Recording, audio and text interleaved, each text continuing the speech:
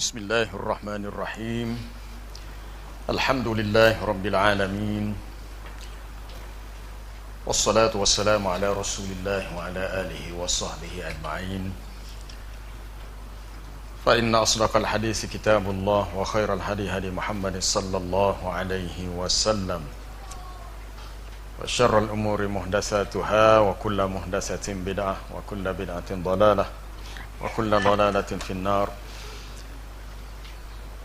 Rabbi syrah li sadri wa yassir li amri wahlul 'uqdatam min lisani yafqahu qawli. Allahumma salli wa sallim wa barik ala nabiyyina Muhammad wa ala alihi wa ashabihi wattabi'ina lahum bi ihsan ila yaumiddin. Allahumma 'allimna ma jahilna wanfa'na bima 'allamtana. Allahumma zidna ilma. Amma ba'd. Muslimin dan muslimat yang dirahmati Allah, menyambung kembali perbincangan kita minggu lepas, masih dalam kitabus salah. Kita masuk dalam fasal yang menyatakan adab-adab berkaitan dengan salat Jumaat dan hari Jumaat. Kita berhenti muka surat 52, iaitu yang ke-8, yang ke-10, yang ke-8.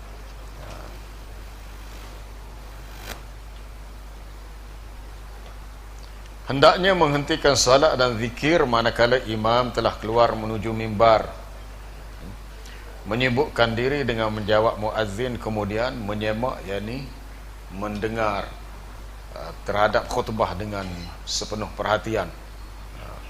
Maknanya soal amalan-amalan sunat yang kita dah buat sebelumnya perlu dihentikan untuk perkara lain yang lebih utama, untuk kita mendengar khutbah.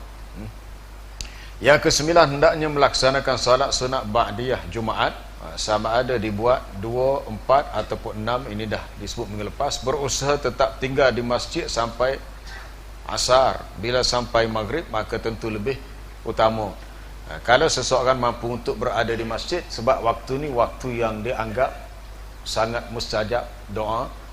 Kalau tak boleh di masjid pun, kalau di rumah mungkin seseorang boleh gunakan waktu akhir pada petang Jumaat, mungkin 1 jam ataupun sekitar itulah. Maka waktu tu waktu kita guna untuk kita baca Quran, untuk kita zikir, untuk kita berdoa. Beri ruang untuk diri kita bersama dengan Allah masa tu. Kalau kita rasa lebih nikmat, lebih selesa pada waktu malam yang sunyi, maka untuk hari Jumaat kita ambil waktu petang itu untuk kita zikir, untuk baca doa, untuk baca Quran. Sebab kita nak rebut waktu yang disebut sebagai waktu yang mustajab doa. Yang ke-11, mencari saat yang mulia yang ada pada hari Jumaat dengan menghadirkan hati dan selalu berzikir. Maksudnya seseorang yang sentiasa kembali kepada Allah. Sebab kita kena faham, syurga ni Allah Ta'ala janjikan kepada hamba-hamba yang dah disebut sifatnya, man khasyiyar rahmana bil ghaib wa jaa biqalbin munib. Orang yang dipersilakan untuk masuk ke syurga adalah orang-orang yang takut kepada Allah, Tuhan yang bersifat dengan Ar-Rahman, Maha Pemurah.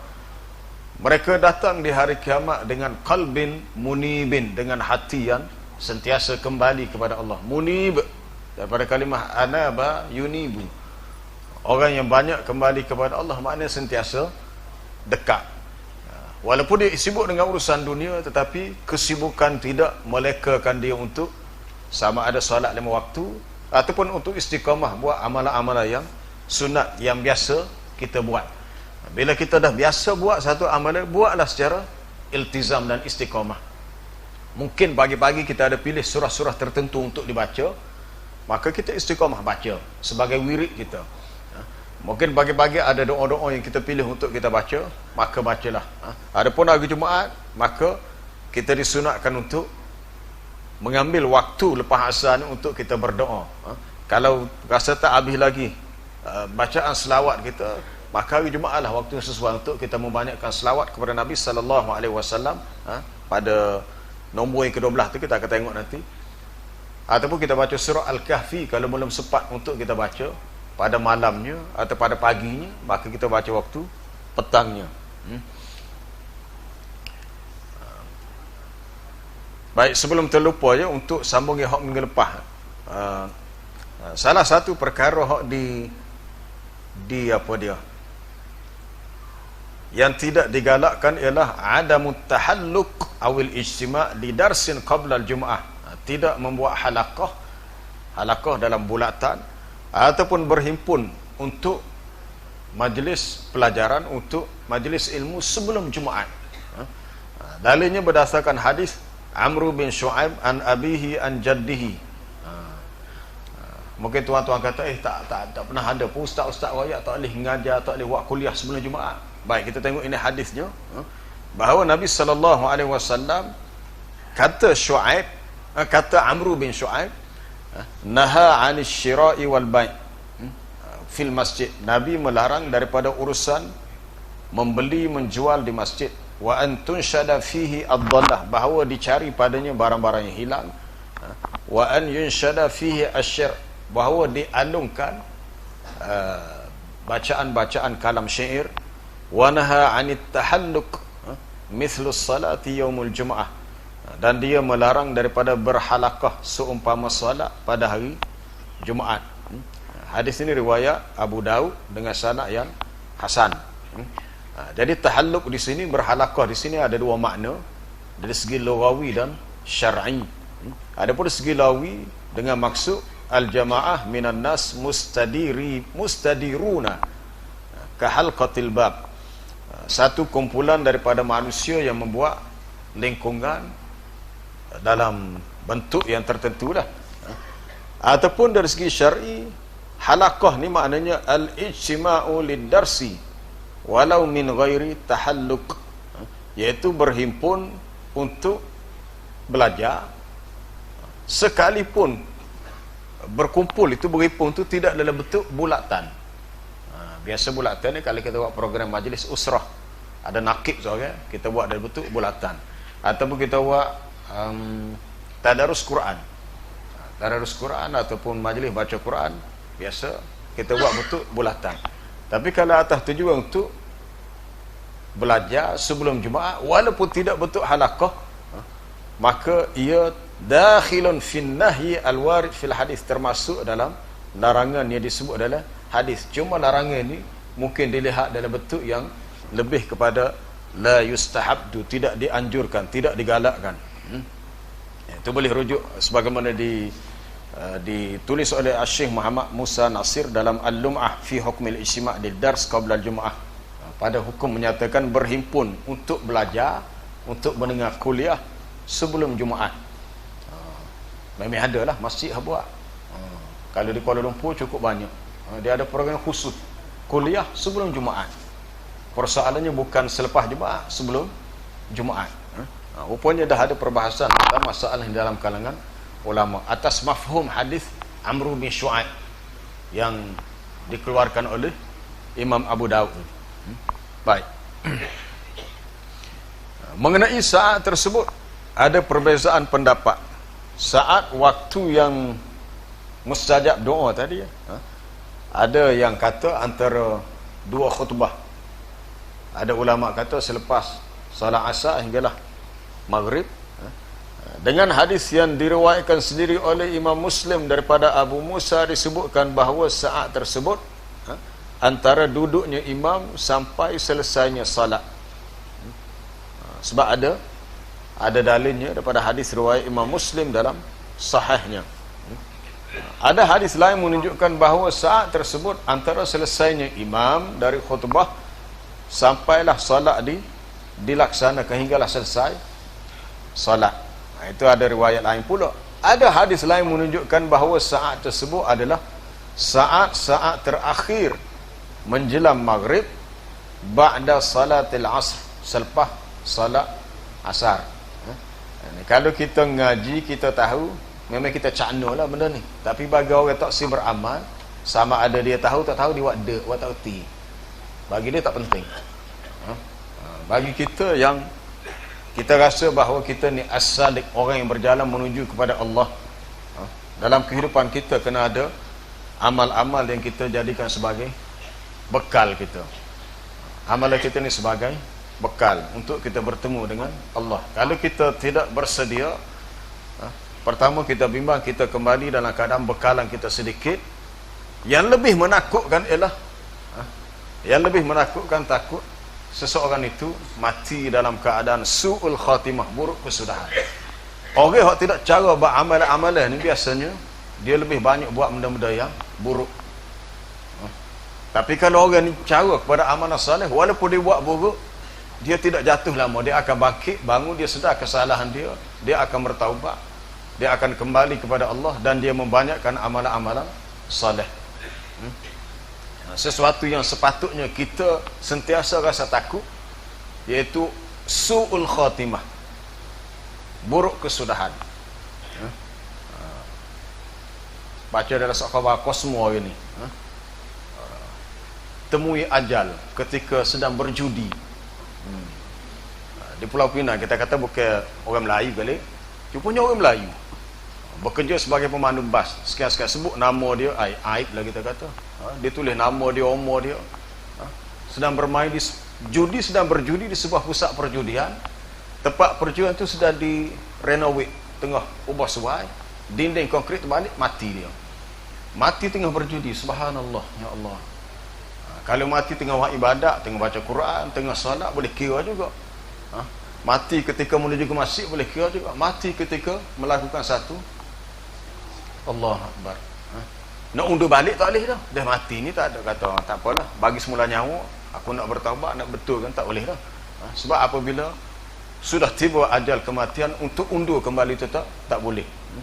Jadi kita belajar ni untuk kita tahu, supaya sebahagian yang kita tahu kita boleh amalkan. Baik.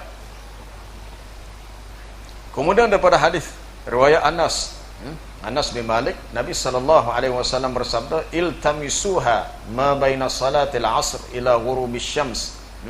Kamu carilah saat yang mulia ataupun yang mustajab doa tersebut antara salat asar sampailah terbenam matahari.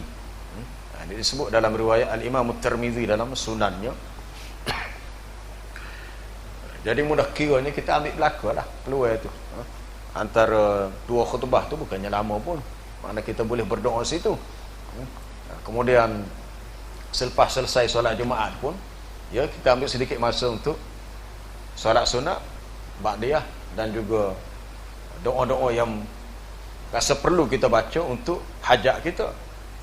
Ataupun waktu akhir lepas asar itulah, itu waktu yang sangat baik. Kadang-kadang kita tak pandai nak susun atur kita punya masa kita. Kadang-kadang lepas asar hari Jumaat kita fikir nak pergi mana, nak pergi kebetulan malam tu malam Sabtu, esok tak kerja, jom kita pergi KB Mall ke, pergi Ion Mall ke.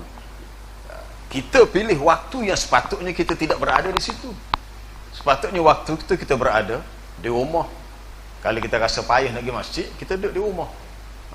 Kita gunakan waktu tu bukan untuk tengok TV pun, tapi untuk buka Quran, untuk kita berzikir, untuk kita baca doa.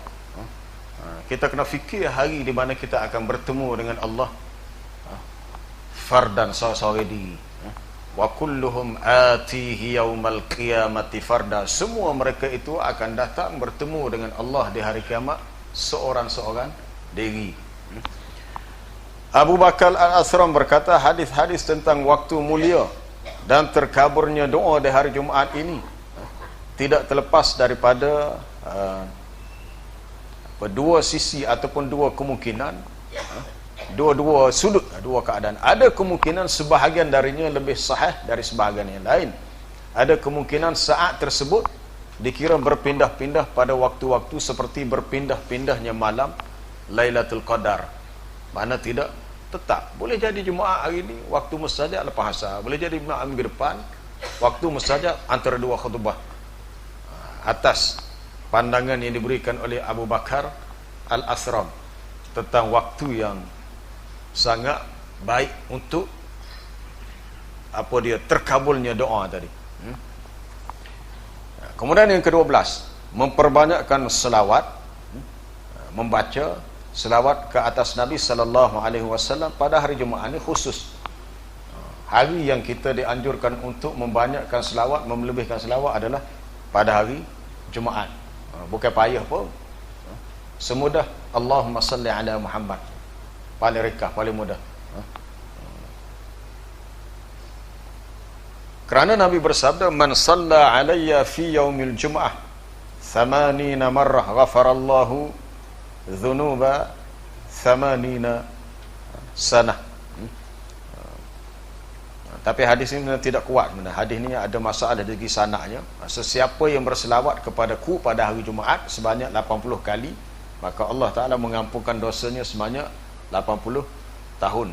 Tapi tak boleh pegang dengan jazam sebab ada masalah dari segi sanadnya. Ada perbahasan dalam kalangan ulama-ulama hadis. Tapi hadis itu ada disebut dalam beberapa riwayat, seperti dalam Tarikh Baghdad oleh Al-Baghdadi, dalam Khatib Al-Baghdadi, tapi tak disebut dalam koleksi hadis-hadis yang sahih. Tapi sebenarnya fadilah ini cukup kita berpegang kepada riwayat yang sahih. Yang sahih Nabi sebut, man salla alayya marrah sallallahu alaihi biha ashra. Sesiapa yang berselawat ke atasku sekali, ataupun man salla alayya salatan, maka Allah Ta'ala berselawat ke atasnya 10 kali. Adapun selawat kita untuk Nabi, makna kita mendoakan baginya rahmat yang berterusan, mendapat barakah di sisi Allah. Adapun Allah Ta'ala berselawat untuk kita, itu Allah Ta'ala memberikan keampunan untuk kita. Dia ada tafsiran dan itu pun kita dah bincang dulu dalam kuliah lepas, berhubung dengan maksud selawat untuk Nabi dan maksud Allah Ta'ala berselawat untuk orang yang berselawat ke atas Nabi. Man salla alayya salatan sallallahu alaihi biha ashra. Bila ingin, maka selawat kepada baginda boleh ditambah dengan doa untuk baginda seperti yang kita baca selepas azan ataupun doa selepas azan. Allahumma ati Muhammadanil wasilata wal fadilah wad darajah ar-rafi'ah. Ini doa tidak doa khusus untuk yang doa lepas azan, dia tidak begini warid dalam nasnya. Allahumma rabb hadhihi ad-da'wati at-tammati was-salatil qa'imah ati Muhammadanil wasilata wal fadilah. Terus wad darajah ar-rafi'ah tak ada dalam riwayat tu. Tapi doa ni doa yang digabungkan sekali dengan selawat, bukan kata doa selawat selepas azan. Lepas azan memang tak ada. Wad darajah ar-rafi'ah tak ada berdasarkan riwayat. Wa ba'athu al-maqama al-mahmuda alladhi wa'adtah, ataupun wa ba'athu maqaman mahmudan alladhi wa'adtah. Tapi baca ni kita kena wasal lah, maqaman mahmudanil ladzi wa'adtah. Allahumma jzi nabiyyana 'anna ma huwa ahluhu. Ni doa ni tidak warid mana-mana, ni mungkin ada dalam kalangan ulama yang susun begini uslubnya. Ya Allah, berikanlah kepada Muhammad itu al-wasilah. Wasilah ni satu kedudukan yang tinggi dalam syurga. Sebab apabila kita berdoa begini, minta Allahumma ati Muhammadanil wasilah, Allah berikanlah kepada Nabi Muhammad itu wasilah, kedudukan yang tinggi. Maka Rasulullah sallallahu alaihi wasallam berkata, man sa'ala liyal wasilata, sesiapa yang meminta kepada Allah untukku wasilah, halat lahu syafaati, nescaya dia memperolehi akan syafaatku. Itu berhubung dengan kelebihan baca doa selepas azan.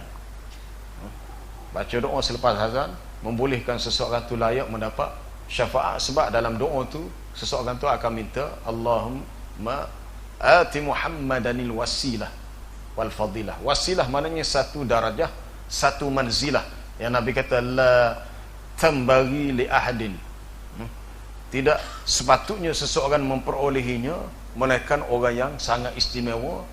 Wa arju an akuna ana huwa, dan aku berharap bahawa orang yang mendapat kedudukan itu adalah aku sendiri. Tapi memang untuk Nabi pun Hendaknya pula menambahkan istighfar di samping salawat, kerana dianjurkan pada hari itu. Lafaz istighfar yang kita sudah maklum, maknanya ada zikir-zikir yang kita kena amalkan. Dia salah satu masalah berlaku dalam kehidupan kita sekarang. Sama ada orang dewasa, kaum remaja, kita kurang beramal. Mungkin kita ngaji banyak dah, kita tahu banyak dah, tapi segi beramal kita tidak sungguh. Dia sungguh ni dia kita, bila kita ada kesedaran dan mahu buat, kita boleh buat. Biasanya kalau kita berada dalam persekitaran kawan kita, keluarga kita, pembelajaran kita yang mendorong kita untuk beramal, mudah. Dia akan jadi lebih mudah. Sama ada dari segi zikir-zikir yang perlu kita baca, doa yang perlu kita amalkan, ayat-ayat perlu kita jadikan wirid dalam hidup kita. Sebab kita diciptakan oleh Allah untuk beribadat kepadanya, atas tujuan supaya kita sentiasa dekat. Allah Ta'ala suka kita dekat kepadanya. Nabi membandingkan dalam hadis kursi, apabila kita dekat sejengkal, Allah Ta'ala lebih dekat sehasta. Ma taqarraba ilayya 'abdi idza taqarraba ilayya 'abdi shibran taqarrabtu ilaihi ba'an. Apabila hamba-Ku mendekatkan diri kepadaku dengan kadar sejengkal, maka aku lebih dekat kepadanya sehasta. Maksud kedekatan ini dari sudut kita boleh rasa Allah Ta'ala bersama dengan kita dalam kehidupan kita. Kalau kita mahu kembali kepada Allah untuk dekat dengannya seperti seorang yang yamshi, yang berjalan, maka Allah Ta'ala kata ataituhu harwalah, aku seperti datang kepadanya dengan berlari-lari. Nabi bagi gambaran begini untuk menyatakan, bila kita nak sesuatu yang Allah Ta'ala suka, Allah Ta'ala lebih-lebih lagi suka kepada apa yang kita suka. Kalau kita suka sesuatu, dia lebih suka lagi. Seperti yang Nabi gambarkan, kelebihan orang yang bertaubat. Seseorang yang bertaubat daripada dosanya, maka Allah Ta'ala sangat suka dengan taubat si hamba itu, lebih daripada seorang pengembara yang kehilangan barang yang dibawa semasa perjalanannya.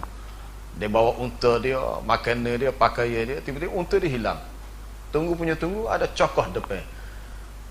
Punyalah suka, terlalu suka. Tetapi Nabi menyatakan Allah lebih suka apabila si hamba itu bertaubat. Lallahu afrah, Allah Ta'ala lebih suka. Bagaimana suka Allah tu kita tak tahu kaifiatnya, tapi Nabi sebut begitu. Allah Ta'ala lebih suka akan hamba yang bertaubat berbanding dengan seorang hamba yang menjumpai kembali barangannya yang hilang ketika dia singgah sementara satu tempat untuk dia berehat dalam suatu perjalanan yang jauh. Kemudian apa lagi? Ke-13, kita nak habis bahagian ni, nak masuk hal lain pula ni. Ke-13, hendaknya membaca surah Al-Kahfi. Disunatkan baca surah Al-Kahfi. Dalam hadis yang diriwayatkan daripada Aisyah radhiyallahu anha, Aisyah bukan Aisyah, kena baca dengan Aisyah. Kita baca Rumi, betul lah, tapi sebenarnya kita baca yang Jawi. Ain, alif, hamzah, shin, ta marbuta, Aisyah. Ya, kalau kita baca dengan Rumi, kita baca, kita tarik Aisyah, bukan Aisyah, Aisyah. Dia kena baca molek, baca betul. Dia salah baca, dia tidak kena dengan nama yang asal. Bukan saat baca salah dosa pahala, tak, bukan tu, tapi tak kena dengan sebutan yang sepatutnya. Katanya bahawa dia berkata, Rasulullah sallallahu alaihi wasallam bersabda, mahukah aku sampaikan sebuah surah yang keagungannya memenuhi antara langit dan bumi? Dia tak bawa matannya, buat mafhum saja. Dan bagi penulisnya pahala seperti itu, barang siapa membacanya pada hari Jumaat, maka diampunkan dosanya antara Jumaat tersebut dengan Jumaat yang lainnya, ditambah 3 hari. Diampunkan dosanya ma bainal jum'ataini, antara 2 Jumaat, wa ziyadah 3 ayyam, ditambah 3 hari lagi. 3 hari itu sebagai bonus tu. Jumaat 3 hari lagi, Sabtu, Ahad, Isnin. Tapi untuk Jumaat ni, Jumaat minggu depan, Jumaat seminggu pula. Kalau seseorang tu terus menerus setiap minggu baca surah Al-Kahfi, maka dia tidak akan terlepas daripada fadilatnya. Dia akan dapat fadilat ni. Yalah, mungkin dalam tempoh tu ada dosa-dosa yang kita buat. Dan dosa tu terampun dengan sebab kelebihan surah Al-Kahfi. Baik. Sebab dia ampunkan dosanya antara 2 Jumaat. Barang siapa membaca 5 ayat terakhir darinya saat hendak tidur. 5 ayat terakhir. 5 ayat terakhir. Apa daripada kalau 10 ayat tu, ya, kul hal nunabbiukum bil akhsarina a'mala alladzina dhalla sa'yuhum fil hayatid dunya wa hum yahsabuna annahum yuhsinuna sun'a. Siapalah? Ulaika alladzina kafaru bi ayati rabbihim wa liqa'ihi fahabitat a'maluhum falanuqimu lahum yawmal qiyamati wazna innal ladzina amanu wa 'amilus solihati kanat lahum jannatul firdausi nuzula. Ada 2 ayat lagi, habislah. Sekitar 5 ayat yang terakhir baca sebelum tidur. Sebelum tidur ni masalah juga. Kadang-kadang kita tidur tak ada disiplin, ngantuk kat tidur. Fatihah pun tak baca, ayat kursi pun tak baca, amanah rasul pun tak baca, doa pun tak baca. Salah siapa? Salah kita. Bukan salah orang lain, salah kita lah. Kita tahu tapi kita tak buat. Hak tak tahu ialah tak tahu, sebab dengan tak tahu tak belajar. Hak tahu pun tak buat. Macam mana kita nak buat? Kena ada azam. Azam, ada kemahuan yang kuat. Pertamanya ambil semaya dululah. Bukan payah pun, tak sampai 5 minit pun, wuduk dulu. Nabi pesan kepada Al-Barra' bin Azib, "Idza ataita madja'aka." Apabila kamu nak pergi ke tempat tidurmu, maka berwuduklah. Wudu'aka lis-salat. Berwuduklah sebagaimana wuduknya kamu untuk salat. Kemudian bacalah doa-doa sekian yang Nabi beritahu. Allahumma inni aslamtu nafsi ilaik wa wajjahtu wajhi ilaik wa alja'tu dhahri ilaik wa fawwadtu amri ilaik la malja'a wa la manja minka illa ilaik. Sampailah ke akhirnya. Baca 3 kul, baca ayat kursi. 3 kul pun tiup pada tapak tangan dan sapu pada seluruh tubuh. Kemudian kalau mampu lagi bacalah surah Al-Isra. Itu panjanglah. Ataupun pilihan yang kedua hak Nabi baca sebelum tidur, surah Az-Zumar. Surah Az-Zumar, 5 akhir ayat surah Kahfi. Ada setengah orang dia pilih surah Ad-Dukhan. Tapi dah main banyak ni kak, tak ada habis rasa dah jenera dulu. Tak apalah sekiranya baca juga. Tak apalah sekiranya dia baca juga. Tak baca langsung. Mungkin kali kita rasa banyak ni koleksi zikir-zikir doa yang nak dibaca sebelum tidur, kita bacalah malam ni hak ni, malam esok mungkin hak lain pula, kita tukar-tukar. Pentingnya kita kena latih untuk baca. Kalau kita yang tahu tak buat, agak-agak orang tak tahu buat kau lagi tak buat. Lagi tak buat. Dia perlu kepada ada rasa kesedaran untuk beramal. Lalu mereka menjawab, bila Nabi beritahu, mereka menjawab apa dia? Ni siapa yang membaca 5 akhir ayat surah Kahfi sebelum tidur, maka Allah akan membangkitkannya pada bahagian malam manapun yang dia inginkan. Kalau berasa nak bangun, niat apa berapa? Kopak 3,5. Baca ayat ni. Baca 5 akhir ayat surah Kahfi. Balik teracu cuba teratih. Jadi kodok. Baca sedar 3,5. Tapi sedar kena bangun lah. Sedar dia ngatuk lagi tidur pula. Memang sedar. Memang sedar. Rupanya ayat yang kita baca tu seolah-olah menjadi teman kita. Menjadi teman yang akan bersama kita, tunggu masa dia akan gerak kita. Dia akan gerak kita. Jadi bila Nabi bagi tawaran begitu, sahabat kata, tentu wahai Rasulullah, surah tu ialah surah Al-Kahfi. Diriwayatkan daripada hadis lain bahawa membacanya pada hari atau malam Jumaat maka dijaga daripada fitnah. Fitnah yang lebih tepatnya fitnah Al-Masihud Dajjal. Baca 10 ayat awal surah Kahfi ataupun akhir surah Al-Kahfi. Dia ada 2 riwayat, awal surah Kahfi ataupun akhir surah Kahfi. Membacanya menjadi penyebab kepada terpelihara daripada fitnah Al-Masihud Dajjal. Dianjurkan membanyakkan membaca Al-Quran pada hari Jumaat. Baca paling tidak pun kita dengar, kita baca jajah sekali, dengar. Mengkhatamkan Al-Quran pada hari Jumaat. Kalau seseorang yang dah ada rutin bacaan harian, mungkin dia nak khatam, nak habiskan 30 juzuk 2 minggu sekali ke, sebulan sekali ke, maka dia pilih hari Jumaat sebagai hari untuk dia menamatkan bacaan Qurannya. Sama ada dia khatamkan pada hari Jumaat ataupun pada malam Jumaat. Maknanya untuk hari Jumaat perlebihkan baca Quran. Perlebihkan baca Quran. Biarlah kita ni ada rasa bersungguh dan cinta kepada Quran, untuk bukan saja untuk belajar, untuk dengar, untuk tahu isinya. Biarlah hidup kita, bangun kita, tidur kita, kalau boleh bersama dengan Quran. Baik. Iaitu yang untuk baca Quran, baca surah Kahfi. Ada disebut baca surah Yasin sini, tak ada ya. Tapi sebenarnya ada hadis ni, ada, cuma hadis tu tak kuat lah. Ada, memang ada. Sebahagian ulama tafsir macam Imam Qurtubi dalam Muqaddimah tafsir surah Yasin, dia bawa satu matan hadis. Man qara'a surata Yasin lailatal Jum'ah asbaha maghfuran. Sesiapa yang baca Yasin pada malam Jumaat, berpagi-pagilah ia dalam keadaan diampunkan. Matan hadis tu ada, tapi dari segi sanadnya tidak kuat. Kebanyakan hadis tentang fadilat surah Yasin, antaranya dalam Musnad Imam Ahmad, dalam Sunan Abu Daud, dia sampai kepada Ma'qil bin Yasar, sahabat. Tapi semua sanad tu adalah lemah. Antara banyak kalau kita ada pegang adalah Yasin qalbul Quran. Yasin adalah hati Quran. Inna likulli syai'in qalban wa qalbul Quran Yasin. Setiap sesuatu ada hatinya. Hati Quran adalah Yasin. Sesiapa yang membaca Yasin 10 kali, maka seolah-olah dia membaca Quran 30 juzuk. Para ulama tahqiq dalam kalangan pengkaji ilmu hadis kata, sanad dia tu bukan berada dalam kategori hadis yang lemah, tapi hadis yang maudhu', palsu.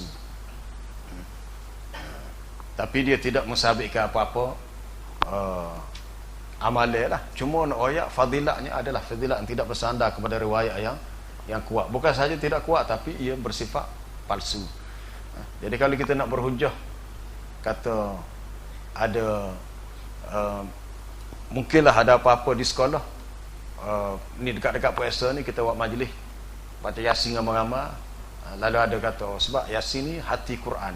Nak baca Yasin tak ada masalah, boleh sebab ayat Quran kita dapat rahmat, dapat berkat. Tapi bila kita nak kaitkan baca ayat tadi atas sebab Yasin adalah qalbul Quran, maka ia tidak valid, tidak sah dari segi nilai akademiknya. Itu kita kena faham, dari segi akademik nak beramal tu boleh, itu satu sudut yang lain. Tapi bila kita nak menjustifikasi ke amalan tadi atas nama ia qalbul Quran, la, tak boleh. Bukan tak boleh baca, mana tak boleh nak pergi atas nama dia tu hati Quran. Sebab riwayat tu riwayat yang la aslalahu, tidak ada asal usulnya. Dari segi pengkajiannya begitu. Kalau kita tak tengok dari segi sanad dia, tengok matan dia, memang dia ilmu hadis ni dia bermula dengan sanad dulu, baru sampai kepada matan. Disiplin dia begitu. Sanad dulu baru jumpa matan tu. Baik. Cuma hak kita baca dalam kitab ni dia ringkaskan. Dia tak sebut haddatsana akhbarana an apa, dia hanya terus kepada peringkat sahabat terus. Kemudian yang ke-14, hendaknya bersedekah pada hari Jumaat dengan apa yang mungkin, dan hendaknya sedekah itu di luar masjid. Mungkin sedekah kepada fakir miskin, kalau sedekah untuk masjid mesti dalam masjid lah. Dan juga dianjurkan pula salat tasbih di hari Jumaat. Tapi anjuran ni satu anjuran yang tidaklah menjadi, dia panggil hatman, yang mesti. Mungkin atas sifat, sebab kedudukan solat tasbih ni memang ulama berbeza pendapat lah. Ada yang kata hasan, ada kata sahih, ada kata dhaif. Hak peliknya ada kata hadis tu maudhu'. Banyak-banyak perbezaan. Memang disebut oleh Al-Imam An-Nawawi sendiri dalam kitab Al-Azkar, termasuk Al-Imam Syaukani dalam Tuhfatul Zakirin. Banyak perbahasan tentang kedudukan solat tasbih. Jadi sesiapa nak beramal terpulang pada dia, sebab dia punya matan dia sangat warid. Dan hanya seorang sahaja riwayat dalam kalangan sahabat itu, Al-Abbas pak saudara Nabi. Bukan Ibnu Abbas, Al-Abbas bin Abdul Muttalib. Al-Abbas ni mutaakhir, dia masuk Islam tahun 8 Hijrah ketika peristiwa Fathu Mekah. Bila Nabi beritahu tentang satu amalan sunnah yang disebut salat tasbih. Tapi tak ada ketetapan yang khusus kata kena buat hari Jumaat ke, setahun sekali ke apa, tak ada. Secara sahihnya tak ada. Cuma bagi hang nak berpegang terpulanglah bila-bila dia nak buat.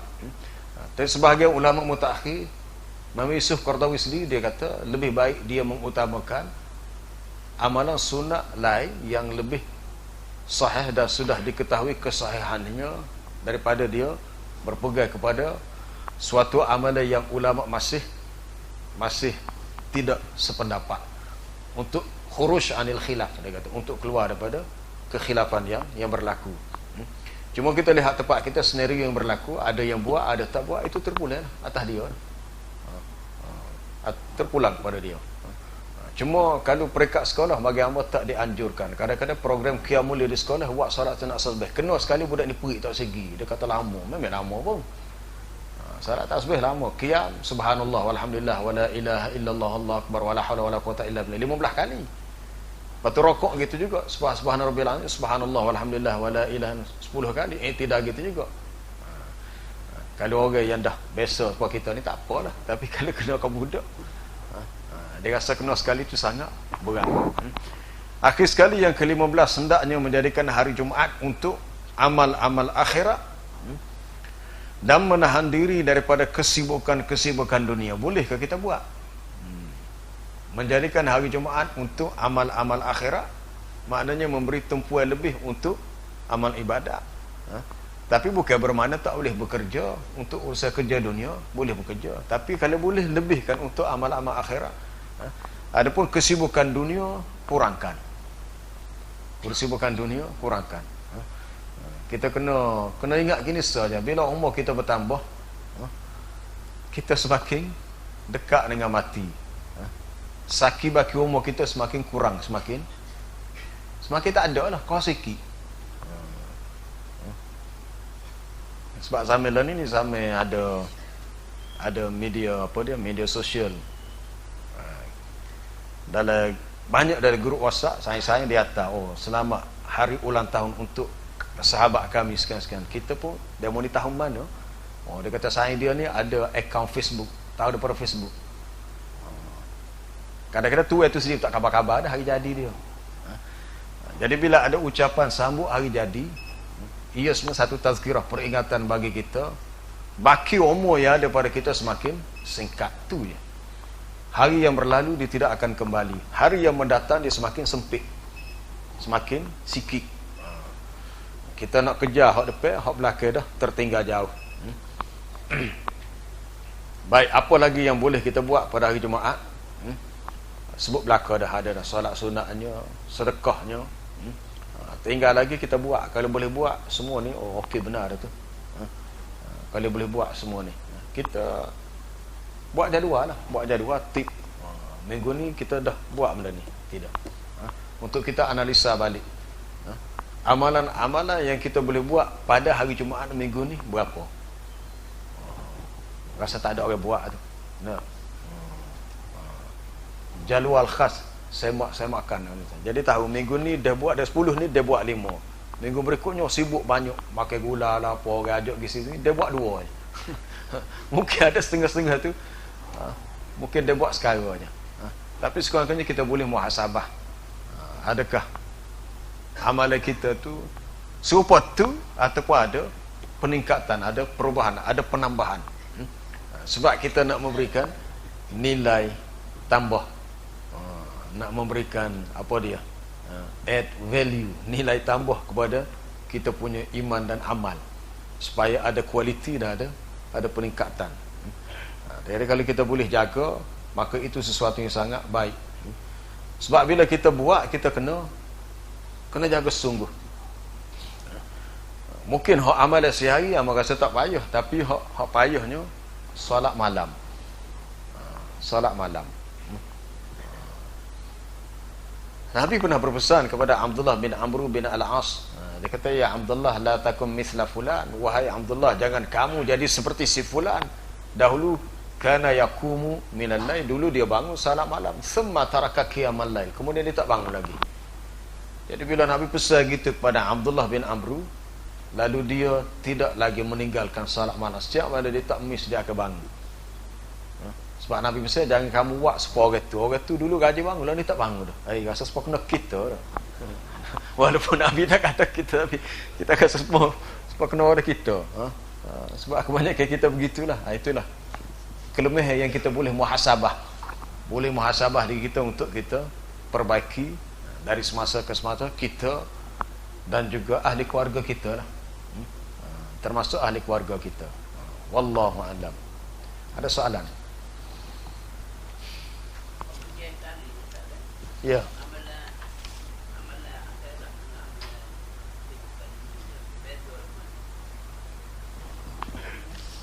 Dia maksud amal akhirat di sini merujuk kepada ibadat-ibadat khusus. Ibadat khusus. Sebab sebahagian daripada kesibukan dunia kalau termasuk dalam ibadat yang umum, ibadat juga. Tapi untuk hari Jumaat lebih baik diberi penekanan kepada ibadat yang khusus. Ibadat khusus mana? Dipanggil ibadat yang mahdah, ibadat semata-mata. Hak urusan kerja dunia kita, contoh kita kerja mencari rezeki yang halal, itu pun ibadat juga. Tapi dia mari dalam bentuk ibadat yang umum. Ibadat yang umum. Bila niat kita untuk mencari rezeki yang halal, yang baik, kita bekerja, maka di sisi Allah dikira ibadat. Tapi maksud amal akhirat maknanya kerja-kerja amalan yang lebih kepada ibadat khusus.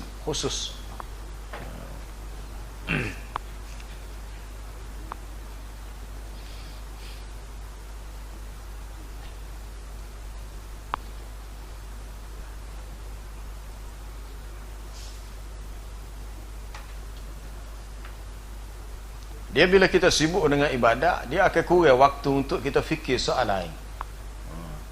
Kita letih beribadat sehingga kita tidak larat lagi untuk buat dosa dan maksiat. Tapi sebab kita tidak letih dengan ibadat, maka kita masih ada tenaga untuk kita memberi layanan kepada nafsu buat dosa maksiat. Itu ya punca. Tapi kita tidak mampu untuk beribadat sehingga letih, tak mampu. Kecuali kalau kita diberi kekuatan. Nabi Daud AS memang kuatlah. Dia bangun qiyamul lail separuh malam, dia tidur sebentar, dia bangun pula. Hari ni dia puasa, esok dia tak puasa, lusa dia puasa, lepas tu dia tak puasa pula. Selang-seli. Mungkin tahap kita ni tak gerak lah nak buat setara tu. Tapi kalau kita boleh buat setara tu, mana kita letih dengan ibadat sehingga tidak ada tenaga untuk kita beri peluang kepada nafsu kita buat dosa. Dia buat dosa punca utama daripada nafsu. Tapi kata Imam Ibnul Qayyim dalam Ighathatul Lahfan, sebenarnya punca dosa maksiat bukan daripada nafsu, punca daripada syaitan. Syaitan yang mendorong nafsu nak buat. Memang nafsu tak ada dah. Sebab tu dalam Quran Allah Ta'ala lebih banyak menyebut tentang tipu daya syaitan daripada hawa nafsu. Nafsu tak banyak. Hak banyak sebut tipu daya syaitan. Sebab yang mendorong nafsu nak buat jahat, syaitan. Syaitan puncanya. Dan sesiapa pun tak akan terlepas daripada gangguan syaitan. Sesiapa saja. Sama ada orang kampung, orang bandar, orang ngaji, orang tak ngaji. Sebenarnya orang hok ngaji lebih hebat lagi. Pak ustaz, tok lebar, tok imam, orang hok dikaitkan dengan kerja-kerja agama, hok tu lebih banyak diuji. Lebih banyak diuji dengan apa dia gangguan-gangguan syaitan. Baik, di sini ada hamba diminta untuk umumkan ada seorang hamba Allah minta sumbangan untuk apa dia, untuk kos pembedahan anak dia ni banyak juga, 30,000 ni. Anak dia ada masalah apa dia ni. Kos rawatan untuk penyakit jantung. Yang terpaksa buat pembedahan di Hospital Kuala Lumpur. Allah alam tak pastilah, tapi asal jantung di IJN, Institut Jantung Negara, tapi dekat dah dengan hospital HKL tu. Jadi sesiapa nak bagi sumbangan boleh jumpa Tuan Imam lah, pihak Imam Masjid untuk beri sumbangan kepada dia. Dan dia pun ada bagi nombor ni, nombor akaun. Tak apalah, ambil dengan tu email lepas ni lah. Takut ambo baca pun tak ada nak tak ada nak tangkap. Baik, ada soalan? Lepas Jumaat ni.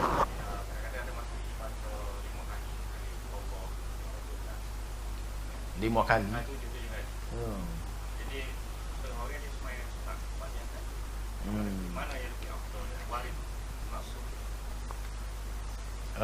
Kalau baca 7 kali tamu tak pasti. Hak adanya paling tidak pun 3 kali ya. Atas setiap satu surah tu 3 kali ya. Kalau 7 tu dari segi bilangan tu kita tak pastilah, tapi sebenarnya benda tu dia lebih terbuka. Cuma bila terikat dengan waktu tu, ia tidak perlu menjadi satu kelaziman yang tetap. Tapi kalau dari segi afdalnya, kalau nak dari segi perbandingan afdal, lebih afdal salat ba'diyah sebenarnya. Salat ba'diyah sebab Nabi tak pernah tinggal, sama ada dia buat 2 ataupun 4. Biasa kalau di masjid buat 2 ataupun 4 di. Cuma ada sabit dalam riwayat Sahih Muslim tentang kisah Muawiyah bin Abi Sufyan, bahawa katanya kita dilarang selepas solat fardu Jumaat untuk terus sambung dengan solat sunat tanpa tafriq bainahuma bil kalam, tanpa dipisahkan dengan percakapan. Maknanya lepas wisalah tu baca wirid dulu, pindah tempat lain dulu baru solat. Ada setengah gitu, assalamualaikum, assalamualaikum, bangun tu sembahyang sunat dah. Itu bukan cara yang terbaik, bahkan tidak digalakkan, bahkan dilarang sebenarnya. Sekurang-kurangnya lepas habis solat Jumaat, wirid dulu. Kalau kita rasa solat, kita nak baca doa sendiri, terus bangun solat sunat. Tapi jangan terus solat sunat lepas salam. Sebab tidak istihbab, tidak digalakkan berbuat begitu. Tapi wirid hal lain-lain itu memang boleh lah, macam biasa tu, tak ada masalah.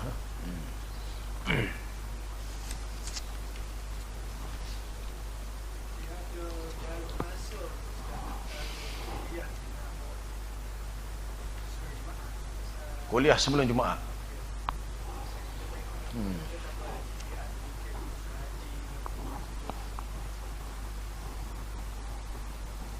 Dari segi nasnya memang tak ada lah. Dari segi nas, mungkin dari segi uruf kita melihat gini ya, sebab hari Jumaat adalah hari yang kita digalakkan at-tabkir, berawal-awal, bersegera untuk ke masjid. Jadi mungkin bila ada program lain, ada kuliah, ada kursus haji ke apa, kalau benda tu dah lewat sangat, takut orang yang mengikuti kursus tu lambat ke masjid tu lah, maka dia akan terlepas kelebihan pahala pergi awal tu lah. Man raha fi sa'atil ula faka'annama qarraba badanah, wa man raha fi sa'atil thaniyah faka'annama qarraba apa dia, Baqarah. Sesiapa yang pergi pada waktu yang pertama lebih awal ke masjid, maka seolah-olah dia berkorban dengan seekor unta. Kalau lagi waktu yang kedua seperti seekor lembu. Dia akan kurang-kurang lagi, akhirnya dia jadi sebuah pahala seperti telur. Itulah kalau ada apa-apa aktiviti yang dibuat sebelum Jumaat, takut terlewati lah. Cuma ukuran segi waktu lama mana tu atas ukuran kita sendiri lah, atas ukuran kita berdasarkan uruf kita. Sebab ada segi waktu pertama, kedua, ketiga tu ada juga perbahasan dari kalangan ulama.